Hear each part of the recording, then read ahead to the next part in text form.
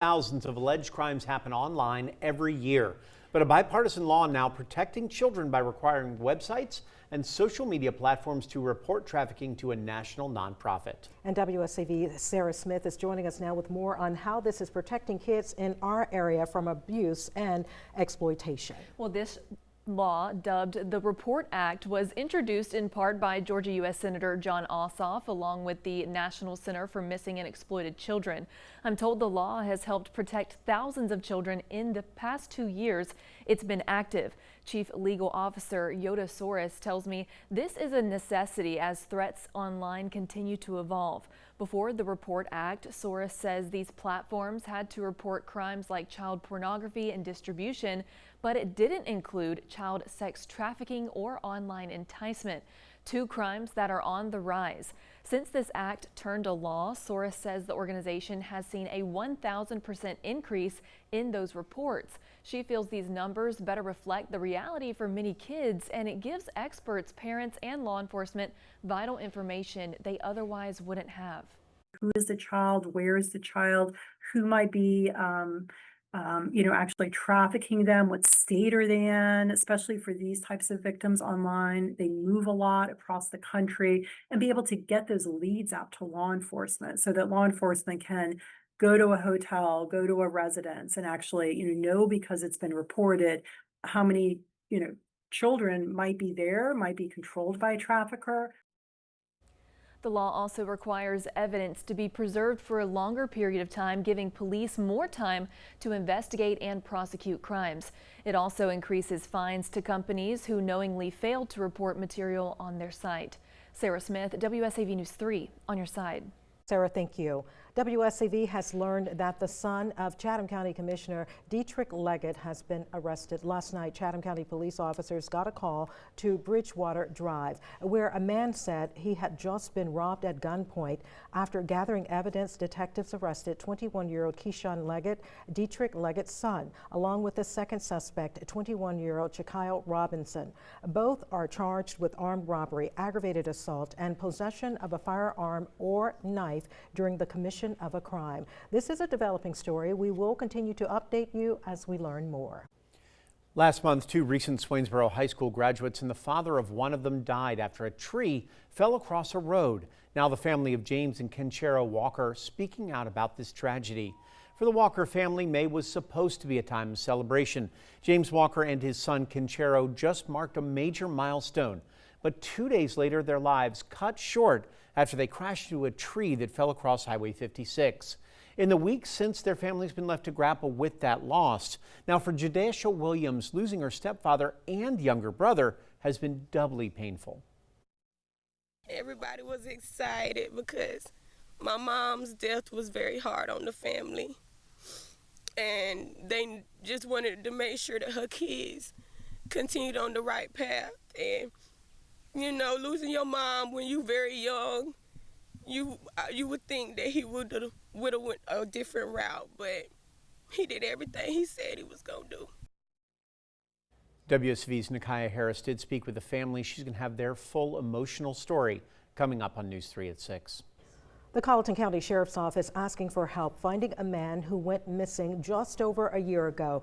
34-year-old Clayton Lane was last seen on May 28th at the Baymont Inn in Walterboro. Anyone with information is asked to call the Sheriff's Office using its non-emergency number, 843-549-2211. And a Chatham County judge allowing the case against two parents to go to trial, this after they were accused in the fentanyl-related death of their infant. Heather Laborde and Paul Rapkin appeared in court yesterday afternoon for a preliminary hearing. In November of last year, their 9-month-old infant died. Investigators say the death was caused by the toxic effects of fentanyl and methamphetamine. Last November, Bullock County residents voted to pass a 1-cent sales tax in order to help offset future millage rate increases, with the expectation that relief wouldn't come until July of next year. WSAV's Evan Smoke explains how the tax break is coming much sooner thanks to a new Georgia law. Floating local option sales tax here in Bullitt County was supposed to help property owners pay less in 2027, but recent legislation is delivering relief quicker. Counties will be able to use 5 months of the revenue collected between January 1st and May 31st to help offset property tax increases as soon as this year. What Senate Bill 33 did was, instead of having us wait a full year before we could spend that money, we got to start in 2026. And looking at our budget calculations right now, that's going to equate to about a $1.5 million decrease in property taxes here in the county. Budget discussions will continue for the county as the Board of Commissioners will hold a public hearing here at the county annex on June 9th. Reporting in Bullitt County, Evan Smoke, WSAV News 3, on your side. Following up, Glenville residents are demanding accountability after city officials were caught on camera making derogatory remarks. Glenville Mayor Bernie Weaver and council members Marcus Noble, Tammy Waters, and Greg Yenizak were recorded discussing city business and making derogatory remarks about fellow council member Cynthia Miller. During last night's public comment period, multiple faith leaders said the incident has severely damaged public trust and called on those officials to resign, although not everyone agreed. The Bible tells us to everything there is a season, and I am strongly believing that the season for those who were involved in this situation is up. I do not believe that anyone should be judged solely by their worst moment. We are all human, and sometimes we say things we wish we could take back. Members Cynthia Miller and Marcus Noble thanked residents for coming out and sharing their thoughts. Several residents told WSAV they had hoped to hear a public apology from those involved. The city of Richmond Hill has rejected an appeal connected to the proposed nickel refinery at the former Caesarstone site. Now, the decision comes after last night's public hearing where the city council considered whether to overrule that appeal. It was filed by Caesarstone Technologies USA, which argued that a nickel refinery should be considered a permitted manufacturing use under the 2013 planned unit development. But city staff told council the proposed metal refining operations, including nickel and cobalt processing, are not permitted under that current zoning structure. We need chemicals in our rivers. We don't need chemicals by our schools and our air where the children are going to school. We don't need it, and nobody needs it in their community. So, it was a good win for us today in Richmond Hill. No representatives for Westwind or Caesarstone appeared before council, and that appeal was actually presented without any official response from the company. Of course, we'll continue following the story and give you any updates as soon as we get them. Now, Time Saver Traffic, sponsored by Arrowhead Clinic, the accident doctors, where it pays to get well.